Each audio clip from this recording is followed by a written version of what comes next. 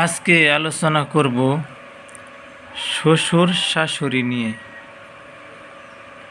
তো প্রিয় বন্ধুরা, কথাগুলো মন দিয়ে শুনবেন। বেশিরভাগ মেয়েদের জন্য দরকারি কিছু আলোচনা।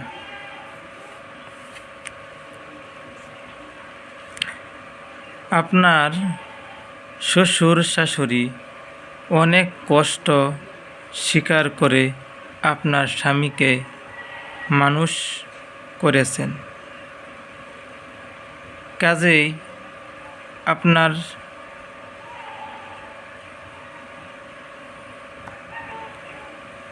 আপনি আপনার স্বামীকে তাদের নিকট হইতে সরিয়ে নিজের অধীন করবার চেষ্টা করবেন না। 2 নম্বর কথা হল, শ্বশুর শাশুড়ি কোনো কাজের জন্য আপনাকে শ্বশুর শাশুড়ি যদি ধমক দেয়, কোনো কাজটা যদি ভালো করে হয় নাই, এই জন্যে যদি ধমক দেয়, যদি ওনাদের সাথে যদি মুখে মুখে যদি তর্ক করেন, তাহলে ছেলের মা বাবা বলবে যে আমার সাথে ছেলের বউ আমার সাথে ছেলের বেশি আদরের কারণে আমার সাথে বেশি কথা বলে বা আমার সাথে কথা ধরে।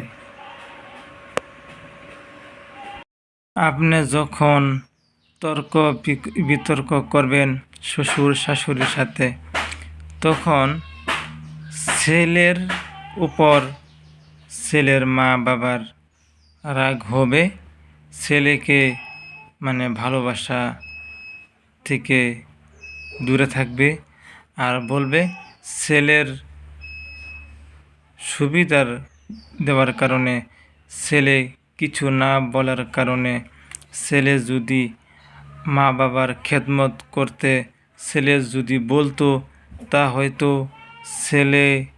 ছেলের বউ আমার খেদমত করতো। কিন্তু ছেলে কিছুই না বলার কারণে আমরা এখন বুড়ো হয়ে গেছি, আমাদের সাথে বেয়াদবমানা করে। তখন ছেলের যেগুলো নাকি কাজকর্ম আছে, শান্তি ইনকাম শান্তি কিছু কমে যাবে, সেটাই মা বাবার দোয়াটা থাকবে না। 3 নম্বর কথা হলো, শ্বশুর শাশুড়ির কাপড় চোপড় সবসময় খেয়াল করবেন, কোনটা নষ্ট হয়ে গেছে, কোনটা ধুতে হবে, পরিষ্কার রাখতে হবে, সেই দিকে খেয়াল রাখবেন। আর যখন আপনি খাবার যাবেন, রান্না বান্না করে ডাক দিবেন যে খাবার জন্য এসে যান, আমরা রান্না বান্না হয়ে গেছে, এখন একসাথে খেয়ে ফেলি।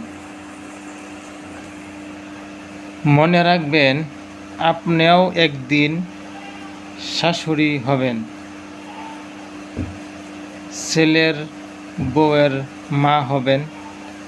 কাজেই আপনি যত খেয়াল আপনার শাশুড়িকে রাখবেন, একদিন আপনার ছেলের বউ আপনাকে এরকমভাবে আদর যত্ন বাসনা দিবে, আদর যত্ন আপনিও একদিন পাবেন। শ্বশুর শাশুড়ি যদি কোনো সময় আপনার উপর রেগে যায় যে ওইটা কেন করলা, এটা করা লাগছিল, তুমি কেন আমাকে কিছু বললা না, তুমি কেন এরকম করছো, এরকম যদি তোমার উপর যদি রাগ হয়ে যায়, তাহলে তুমি কি করবে? চুপ থাকবে, মুখে মুখে তর্ক করবে না। যদি মুখে মুখে তর্ক না করেন, তাহলে আপনাকে ভাববে যে আমার বউ পেয়েছি, আমি যতই কিছু বলি আমার মুখে মুখে তর্ক করে না, একদিন আমি বহুত কিছু আমার বৌমাকে মন্দ বলেছি। তো আমি তারপরে কি করবে জানেন? মনে মনে আপনাকে দোয়া দিবেন যে আমার বৌমা অবশ্যই ভালো। আমার রাগ হয়ে গিয়েছিল, তাই বৌমাকে কত কিছু নিয়ে বলছি। তা এরকম আপনার সামনে না বললেই কি মনে মনে আপনাকে দোয়া দিবে। 6 নম্বর কথা হলো শ্বশুর শাশুড়ি বা শ্বশুর শাশুড়ির বাড়ির কোনো বদনাম বাপের বাড়ির যায় না গাইতাম। এটা হয়েছে প্রথম একটা বিশেষ একটা কথা। 7 নম্বর কথা হইল সবসময় শ্বশুর শাশুড়ির মন জয় করার চেষ্টা করতাম, যাতে আমাকে বহুত একটা দোয়া দেয়, এরকম একটা ভাবতাম। কিছু কথা হয়েছে অপরের কিছু কথা আপনার কানে নিয়ে আপনার মনটা খারাপ না করতাম, নিজের মনটা খারাপ না করতাম, এদিকে লক্ষ্য রাখতাম। তা আজকের জন্য ভাই অতখানেই ছিল, কালকে আবার আসবো ইনশাআল্লাহ।